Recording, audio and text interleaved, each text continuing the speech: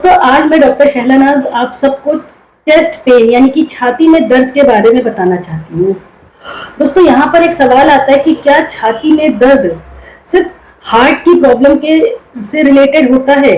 तो ये आपको जानना बहुत ज़्यादा ज़रूरी है कि कब चेस्ट पेन आपके हार्ट प्रॉब्लम को बता रहा है या कब चेस्ट पेन आपके हार्ट प्रॉब्लम से हट करके किसी और बीमारी को बता रहा है। तो दोस्तों वैसे तो सबसे प्रमुख कारण जो बनता है आपके चेस्ट पेन का वो है हार्ट डिजीज यानी कि कोरोनरी आर्टरी ब्लॉक। लेकिन इसके अलावा भी कारण होते हैं चेस्ट पेन का। आपका लंग डिजीज हो सकता है, नर्व्स डैमेज होने की वजह से, नर्व्स प्रॉब्लम की वजह से, या आपको एसिडिटी की वजह से, या लंग प्रॉब्लम की वजह से भी आपको पिक्चर आपको ऐसी महसूस होगी जैसे कि आपके चेस्ट में पेन हो रहा है, आपके सीने में दर्द हो रहा है। लेकिन यहाँ पर एक सवाल आता है दोस्तों, क्या सिर्फ हार्ट डिजीज को ही चेस्ट पेन बताता है? क्या प्रमुख कारण जो इसका हार्ट प्रॉब्लम है सिर्फ उसी के बारे में ये बता रहा है कि आपको चेस्ट पेन? तो इसका जो आपको पता होना चाहिए वो ये कि दोस्तों जो हार्ट की प्रॉब्लम की वजह से आपका चेस्ट पेन होता है, छाती में दर्द होता है, उसका जो प्रेजेंटेशन होता है मरीज जो बताता है वो ऐसा बताता है जैसे कि उसको बहुत भारी हो रहा है सीना उसका, और साथ ही साथ घुटन जैसी उसको महसूस हो रही है। ऐसा लग रहा है कि उसके सीने पे कोई चढ़ करके उसका सीना दबा रहा है। तो दोस्तों अगर हार्ट की प्रॉब्लम की वजह से है तो आपको ऐसा महसूस होगा। और दोस्तों अगर ये पेन हार्ट डिजीज की वजह से हो रहा है तो जो मरीज आपके सामने आएगा वो आपको ऐसा बताएगा जैसे कि उसके लेफ्ट शोल्डर में दर्द हो रहा है या राइट शोल्डर में दर्द हो रहा है या दोनों शोल्डर में दर्द बता सकता है।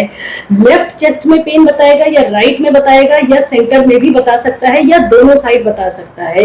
और साथ ही साथ दोस्तों लेफ्ट हाथ में दर्द को बता सकता है मरीज, या राइट हाथ में बता सकता है, या दोनों हाथों में बता सकता है। और अगर बाएं हाथ में मरीज दर्द बताएगा तो दोस्तों जो छोटी उंगली है आपकी, जो लिटिल फिंगर है, वहां तक आपका शोल्डर से हैंड से लिटिल फिंगर तक आपका पेन रेडिएट करेगा। और साथ ही साथ दोस्तों मरीज बता सकता है कि उसके गर्दन में भी दर्द हो रहा है, जबड़े में दर्द बता सकता है, पीठ में दर्द बता सकता है। और साथ ही साथ पेशेंट ऐसा भी आपको कह सकता है कि जैसे पेट के ऊपरी हिस्से में दर्द हो रहा है, उसको सांस लेने में तकलीफ हो रही है।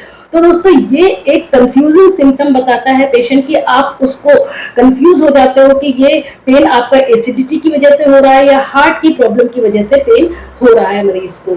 तो दोस्तों पिक्चर कैसी भी प्रेजेंट करे पेशेंट, लेकिन आपको चौकन्ना रहना है और अच्छी तरह से आपको डायग्नोसिस बनाना है कि यह हार्ट से रिलेटेड पेन हो रहा है या कोई और कारण है।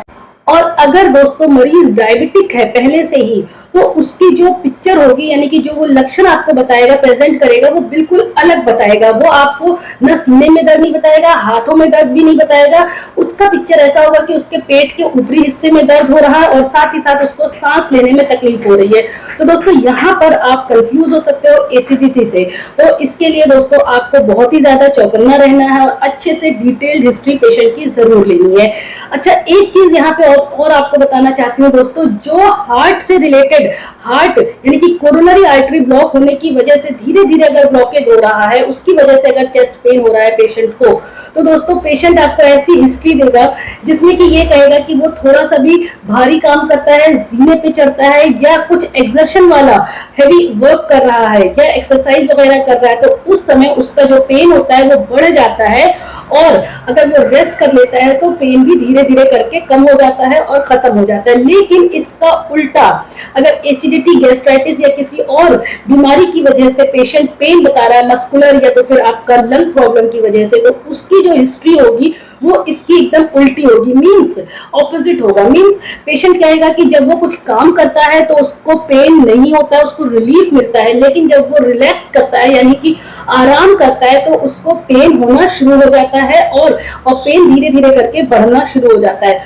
तो दोस्तों यहाँ पे मैंने आपको दो चार बातें ऐसी बताई है जो कि आप डिफरेंशियल डायग्नोसिस कर सकते हो कि पेशेंट अगर काम कर रहा है तो उसको पेन में आराम मिल रहा है तो वो लंग से रिलेटेड या आपका किसी मस्कुलर से रिलेटेड है। लेकिन अगर पेशेंट काम कर रहा है और पेन बढ़ रहा है, और आराम कर रहा है और पेन कम हो रहा है, तो दोस्तों ये आपको हार्ट की डिजीज के बारे में बता रहा है, खासतौर से कोरोनरी आर्टरी ब्लॉक के बारे में बता रहा है। तो दोस्तों इस तरह से आप पेशेंट की हिस्ट्री लीजिए, पेशेंट के इन्वेस्टिगेशंस कराइए और साथ ही साथ ईसीजी और इको वगैरह कराइए।